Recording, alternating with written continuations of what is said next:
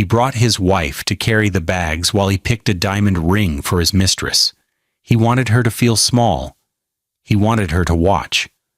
But the moment they entered the jewelry house, the staff went strangely quiet. Their eyes kept drifting to his wife. The husband never noticed. She did. The doors of the jewelry house opened with a soft hush, and the cold air inside smelled like money. Marcus walked in first, his shoulders high, his shoes loud on the polished marble floor. Behind him came Imani, her arms full of his coat and a shopping bag he had pushed into her hands in the parking lot without a single word. She walked 2 steps back, the way he liked it. She always walked 2 steps back. The drive over had been silent. Marcus had spent it on his phone, smiling at messages he tilted away from her, laughing once at something she could not see. When they parked, he had stepped out, popped the trunk, and handed her the bags, the way a man hands his luggage to a porter. "Carry these," was all he said, "and try not to embarrass me in there. These are serious people." Imani had taken the bags. She had said nothing. She had learned across 3 long years that her silence always cost her less than her voice ever did. He did not look at her now. He was looking for someone else. Tasha was already there, standing near the front cases, glowing under the soft gold lights. She wore a red dress that cost more than most people earned in a month, and she smiled when she saw Marcus like the whole store belonged to her.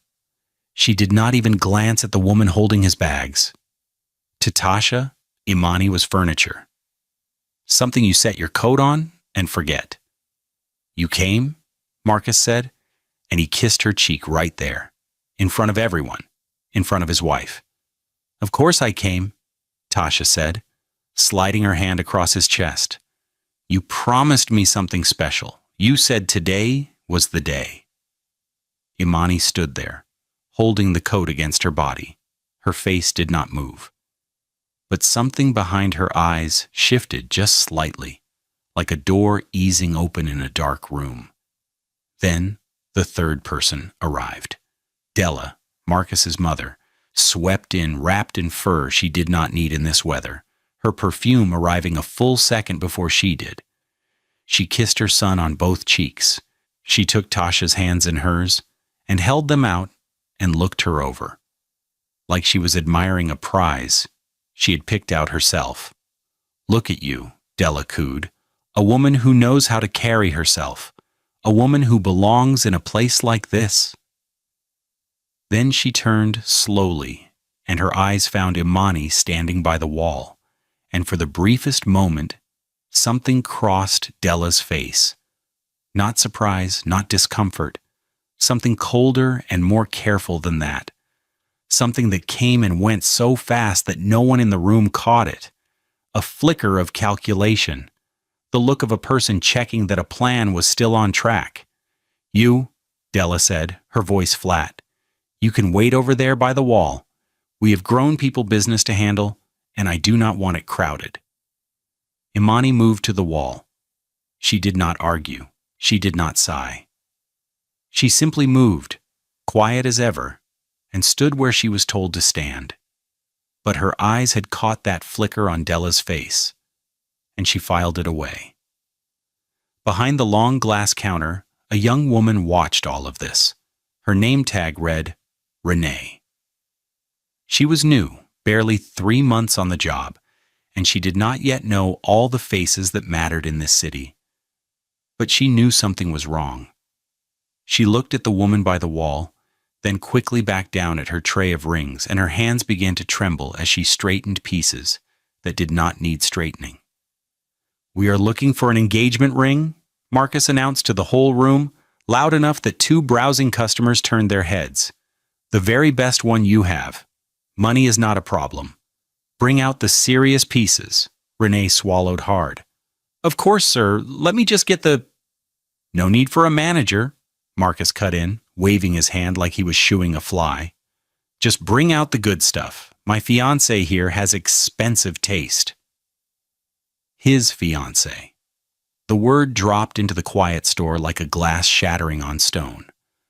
Over by the wall, Imani closed her eyes for one slow breath. When she opened them, they were dry. Completely dry. And somehow that was worse than tears would have been. She had married this man in a small chapel with 12 guests and a borrowed dress, back when he had nothing but big talk and a hungry look in his eye. She had believed in him then. She had cooked his meals and listened to his dreams late into the night, and she had never once told him the full truth about herself. She had wanted more than anything to be loved for the quiet woman she was, and not for what she had already built. She had wanted one single person in the world to choose her without first knowing her worth. Now she understood what a tender, foolish hope that had been. To understand what was about to happen, you have to know where Imani came from. She was raised in a narrow apartment above a laundromat by a mother who took in sewing to keep the lights on. Her mother's hands were always moving, always mending, always making something out of the scraps that other people threw away. They had almost nothing. But on the windowsill sat a worn silver thimble, dented and old, passed down from a grandmother no one living had ever met. "This thimble built everything we have," her mother told her once, pressing it into her small palm. "It is not much, but it is ours, and nobody can take it. One day, you build something they cannot take from you either. You hear me, baby?" Imani heard her. As a girl, she drew rings and necklaces on the backs of old fabric receipts, designs no one had taught her, shapes that rose up from somewhere deep inside. She taught herself the trade in borrowed hours. She sold her first handmade pieces for a few dollars each at a weekend market on the east side, wearing the thimble on a chain under her shirt so it always stayed close to her heart. She had been soft once. She was still soft, underneath everything. But softness is not the same thing as weakness, and the world was about to learn the difference. Here is the part that people will not believe at first. How could a man live 3 years beside a woman and never learn she owned an empire? The answer is that Imani made sure of it, and Marcus made it easy. Long before she ever met him, she had built her company quietly, under her own maiden name, through a holding firm that kept her personal name off every public paper. She had done it on purpose. She had watched too many people get treated differently the moment they learned what she was worth, and she had wanted, just once, a love that was not about the money. So when Marcus asked what she did, she told him a small, boring lie. She said she did back-office admin work for a firm downtown, paperwork, filing. Nothing worth asking about twice. And Marcus, being exactly who he was, never asked twice. He never asked once, really. A man who respects his wife gets curious about her days. A man who has already decided she is beneath him does not. Her cover story was not even a good one. It did not need to be.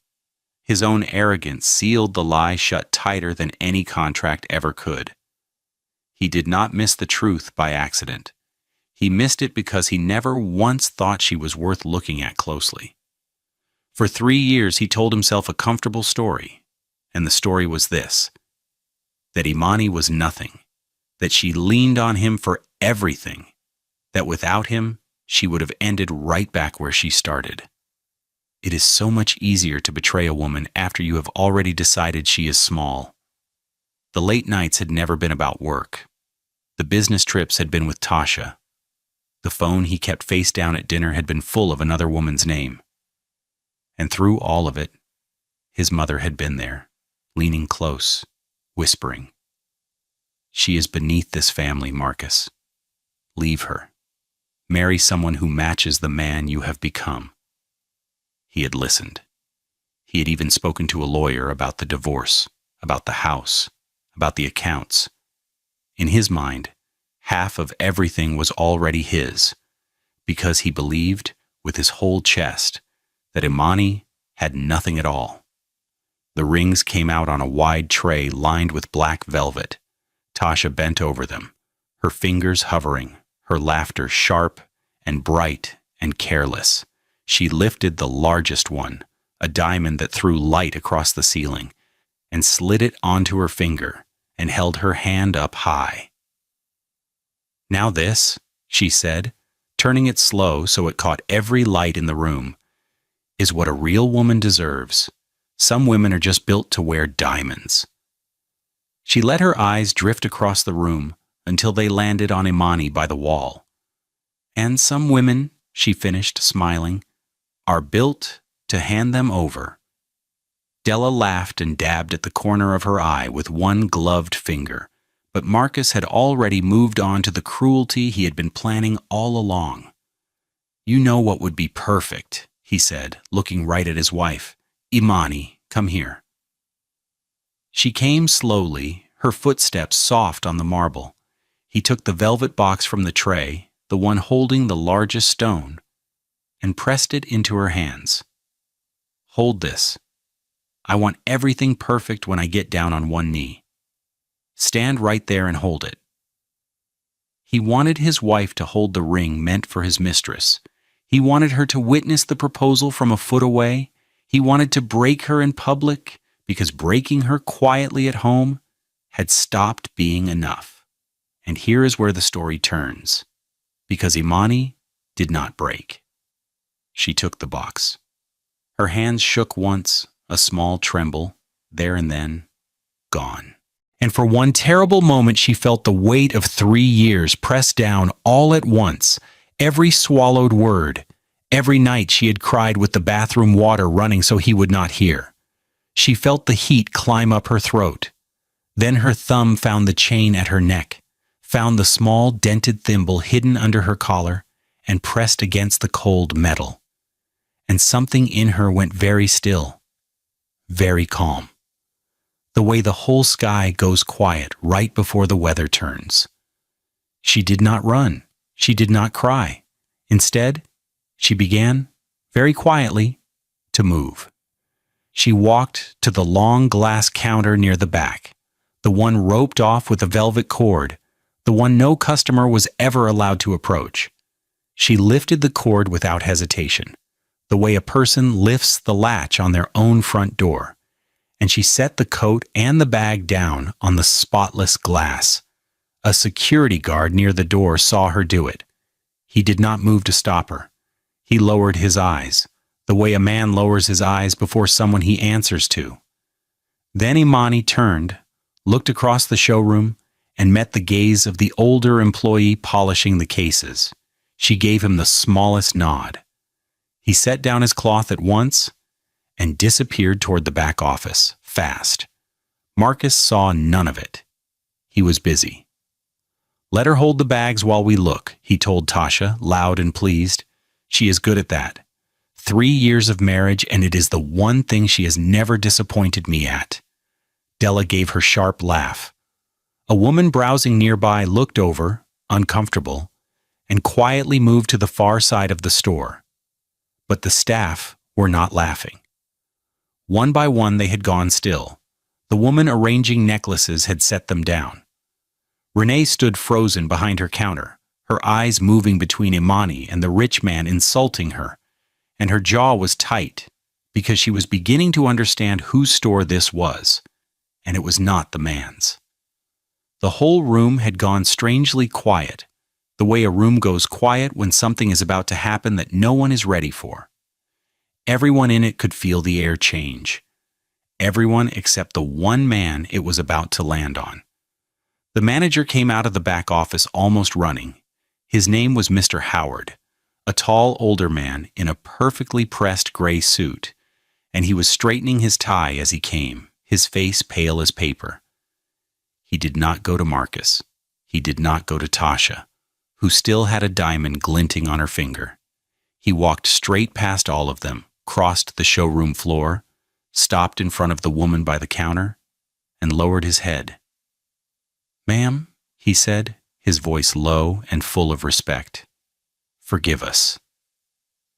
We did not know you were coming in today. Had we known, we would have opened the private suite upstairs and cleared the floor. The silence that fell was not the kind where everyone gasps. It was heavier than that. It was the silence of a room full of people doing the same math in their heads and every one of them landing on the same impossible answer. Tasha's hand drifted slowly down from where she had been admiring her ring. Marcus laughed, short and nervous. "There is a mistake here. Why are you bowing to her? She does not own anything. She holds my coat. I would know. I am her husband." Mr. Howard did not even turn his head.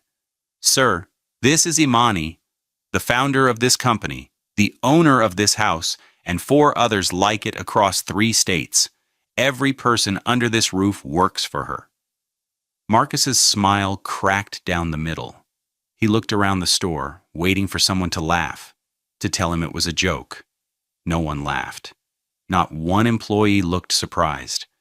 They had known the moment she walked through the door. Only Marcus, who had shared her bed for 3 years, had not known her at all. And then Imani spoke. Her voice was soft, but it was the kind of soft that fills every corner of a quiet room. "You never asked," she said. "In 3 years, Marcus, you never once asked me what I really did when I left the house. I told you a small lie the day we met, a boring one, about paperwork downtown. And you believed it without blinking, because you had already decided I was not worth a second question. I did not hide this from you with some genius scheme. I hid it behind your own arrogance. You built the wall yourself. I just stood behind it."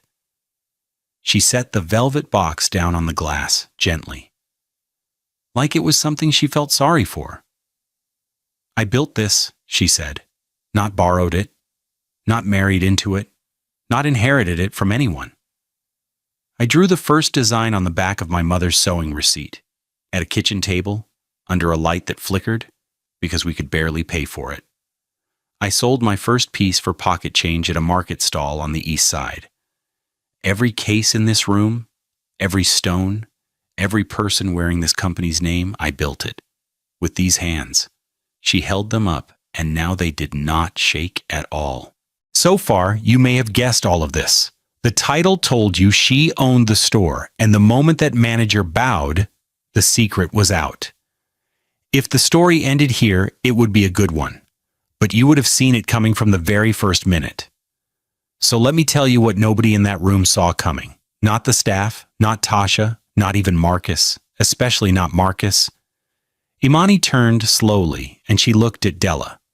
"Tell him," Imani said quietly, "or I will." Della's face had gone very still.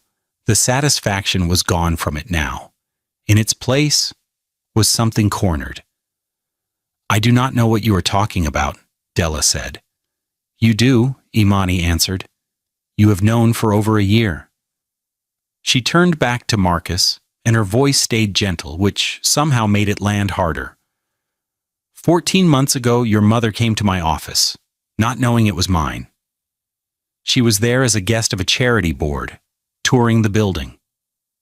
She saw my name, my real name, on the founder's plaque in the lobby. I watched her read it, I watched her understand, and I watched her decide right there to say nothing to you." Marcus turned to his mother.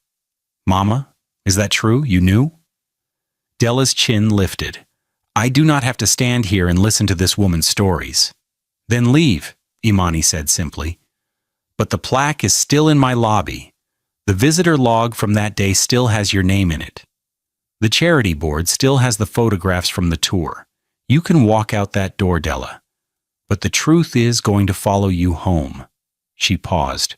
"Or you can stop performing, and we can all hear it from your own mouth for once." Della did not leave. She could not. To leave now would be to confess, and to stay was to be cornered. So she stood there, trapped between the two, while her son stared at her and waited. "She figured it out," Imani went on. "A wife worth more than the whole family combined. A son who could be steered like a boat. And so she made a plan, and she was patient about it. I will give her that. She did not tell you the truth. She buried it. Because the truth would have made you treat me better. And a husband who treats his wife well does not give a divorce lawyer anything to work with. So instead, she started whispering harder. Every dinner, every phone call. She filled your head with the idea that I was small, that I was dragging you down, that you deserved better. She wanted you to grow ashamed of me. And it worked because you wanted it to work. She turned her eyes back to Tasha for a moment. And then she found her? At a fundraiser your mother insisted you attend, do you remember? She did not introduce you by accident. She placed her in your path the way you place a piece on a board. A beautiful woman, flashy, the opposite of the quiet wife at home.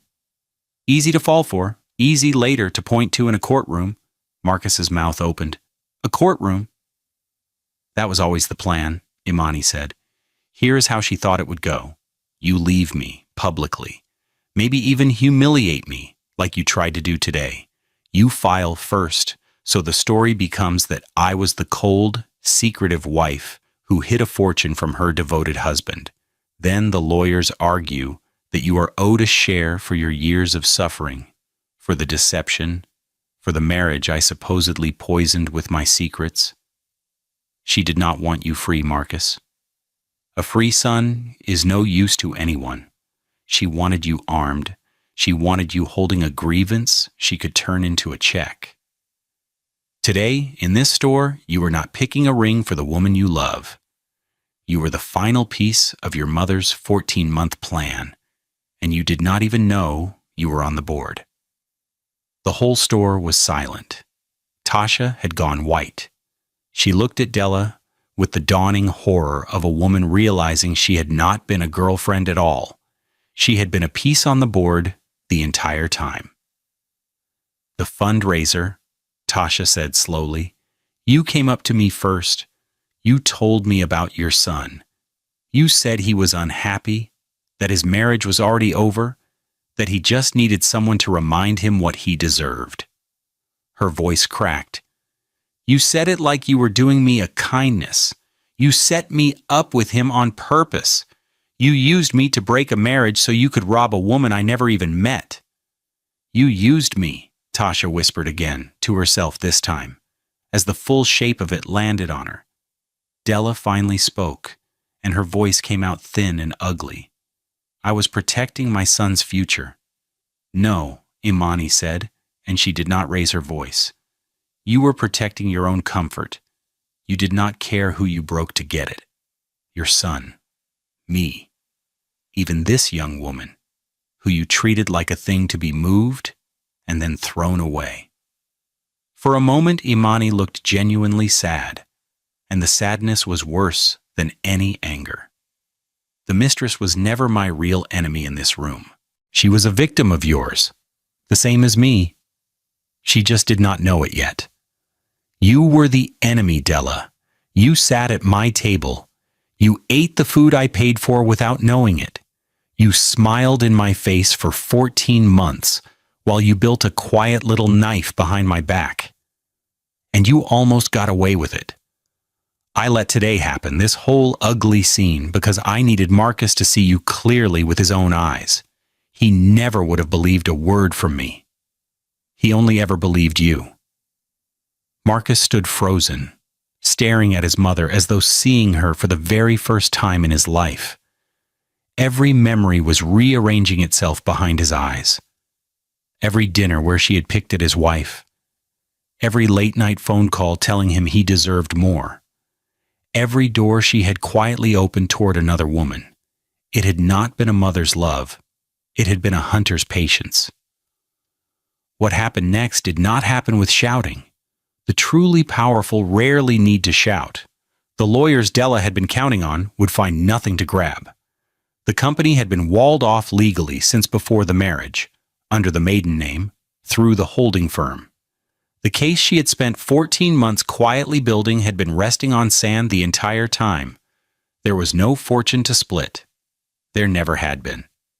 She had schemed her family apart for a prize that was never on the table. Tasha picked up her coat. She did not even look at Marcus. She looked at Della. And what she said was for her alone.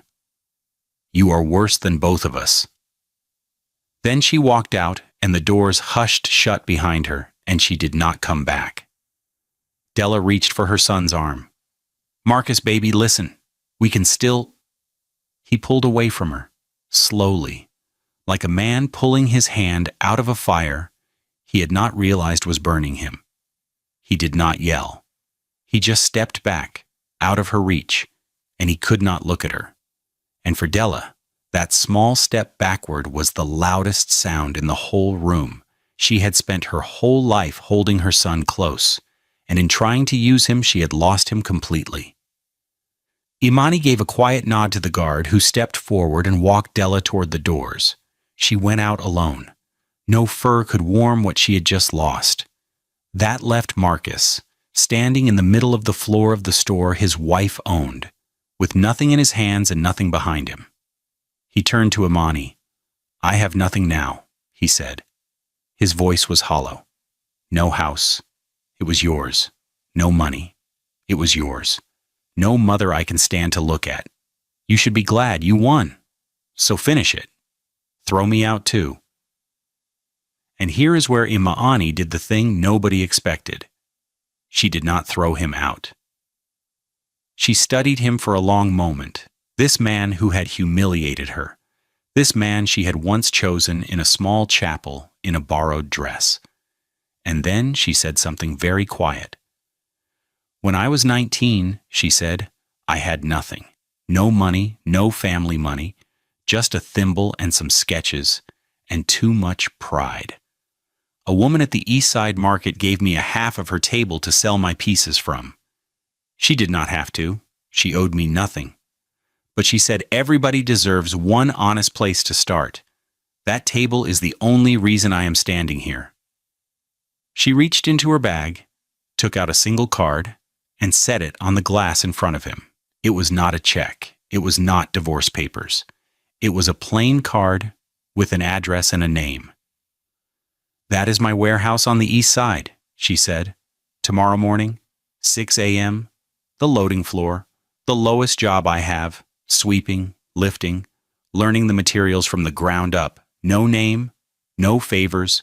No one will know you were ever married to me. You will start exactly where I started, with nothing but your two hands. If you show up, you work.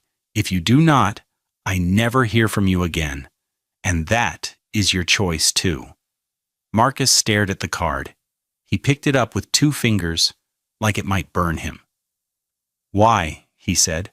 "After everything I did, after today. Why would you do this?" "Because throwing you out only proves your mother right," Imani said. "That all of this was about money and revenge. It was not. It was about a man who lived 3 years beside me and never once thought I was worth knowing. I cannot make you worth knowing, Marcus. That is not a gift anybody can hand you. You have to build it, the same way I had to build everything else. But I can give you the one thing nobody ever handed me for free, an honest place to start. What you make of it from there is yours alone. And maybe for the first time in your whole life, it would actually be yours, not your mother's, not mine, not borrowed, not stolen. Yours." She picked up her coat, the coat he had made her carry into this store like she was hired help. "Understand me," she said. "This is not because you deserve it. You do not. A part of me wanted to watch the guard drag you out the same way they dragged your mother. But I have spent my whole life around people who were handed power and used it to crush whoever was beneath them. Your mother is one of them. And the day I use mine the same way is the day I become her. I will not become her. Not for you. Not for anyone." She held his eyes. "So the card does not expire. The job is real. 6 a.m. is 6 a.m. and nobody there will hold your hand. But I will not ask you twice, and I will never come looking. The next move is the first honest one you will ever make on your own. Make it or do not. That part was never mine to decide." She turned away from him then, and she walked to the counter where Renee still stood, trembling, and her whole face softened. "You did nothing wrong today," Imani told the young woman. "You were kind to me when you had no idea who I was. That is the only thing in this entire room that ever truly mattered. Most people treat you well only after they learn what you are worth. The ones who are kind before they know hold on to those people. They are the rare ones." She paused and a small smile touched her mouth. "Come find me Monday. I think you are wasted behind that counter." The doors hushed closed. The store was quiet again, and on the glass counter a single plain card sat where a man would have to decide what kind of person he was going to become. Time passed, the way it always does, quietly, without ever asking permission. Imani did not throw a party. She did not post a word about it anywhere. She simply went back to work the way her mother had returned to her sewing every single morning of her hard and beautiful life. You would find her most mornings in a small workshop at the very back of the flagship store, not in the corner office, not in the boardroom, but in the workshop. Her sleeves rolled past her elbows, her hands working the metal the way her mother once worked thread, and on the table beside her, right where she could always see it, sat the worn silver thimble. She lifted Renee out from behind that counter and began teaching her the trade, piece by piece, the way no one had ever taught Imani. One afternoon, Renee looked up and asked why. Imani drew out the chain and let the thimble rest in her open palm. "Somebody once told me to build something they could not take from me," she said, "and I did. But the thing they truly cannot take is not a building or money. Those can be lost. It is what you pass on to somebody else. So I'm giving you what I have, baby, because that is the only part that lasts." Renee smiled and bent back over her work, and the only sound in the room was the soft tap of metal, two pairs of hands working side by side.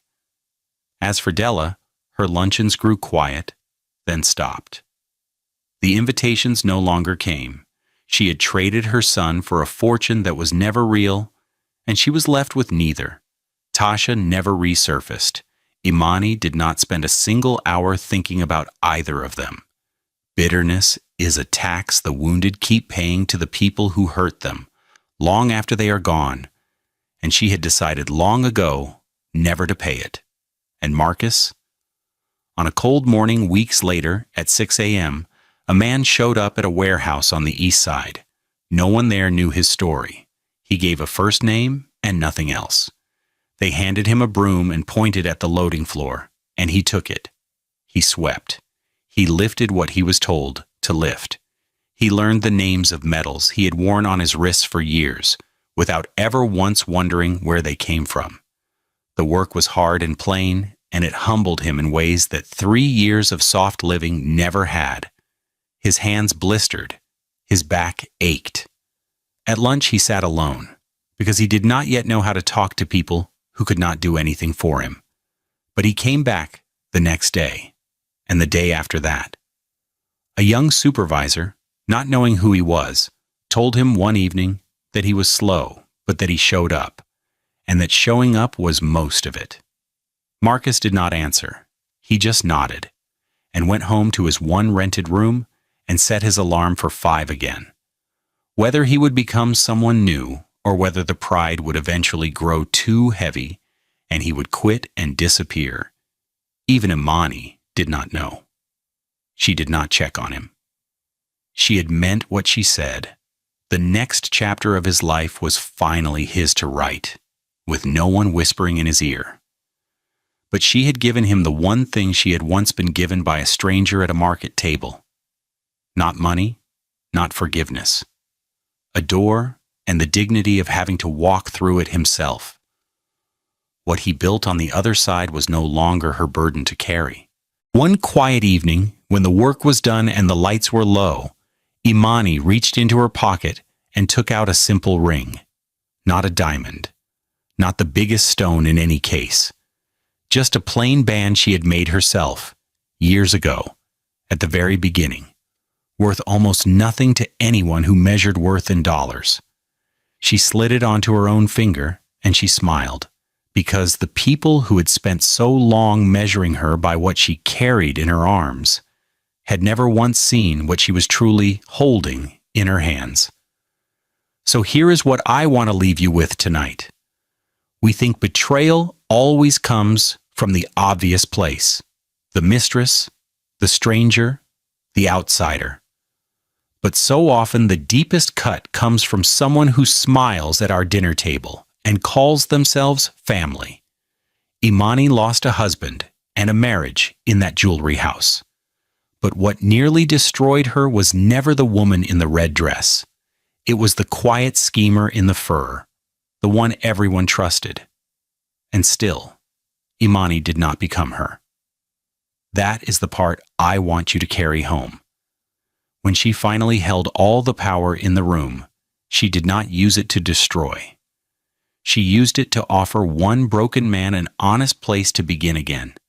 The same gift a stranger once gave a poor girl with a thimble and a dream. The loudest people in that store lost everything. The quiet one walked out with her dignity, her company, and her soul fully intact. Because real strength was never about getting even. Anyone can get even. It takes nothing but anger and a chance. Real strength is holding all the power in the room, in your two hands, and choosing not to crush the person who spent years crushing you.